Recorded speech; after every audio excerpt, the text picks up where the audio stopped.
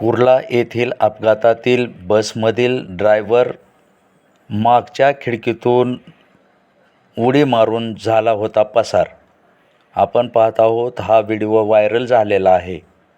यामध्ये जे बस अपघात झालेला आहे त्या बसमध्ये कंडक्टर हा तिकीट फाडत असताना थोड्या अंतरावर गेल्यानंतर बसमध्ये अचानक बदल झाला आणि संपूर्ण लोक भयभीत झाले आणि एकमेकाला सीटला धरून थांबलेले आपण पाहत आहोत.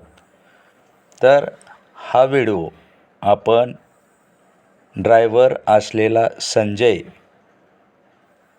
याने खिडकीतून उडी मारून तो पसार झालेला होता आणि संपूर्ण ही अपघात स्थळाची बस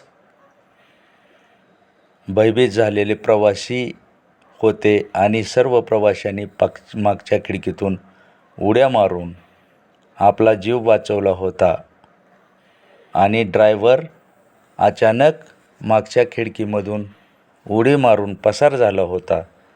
हा ड्रायव्हर हा इलेक्ट्रिक बसचा प्रशिक्षित ड्रायव्हर नव्हता, तरी देखील त्याला बस चालवायला दिली कुणी याबाबतची चौकशी व्हायला पाहिजे. सध्या संजय हा ड्रायव्हर अटकेत आहे.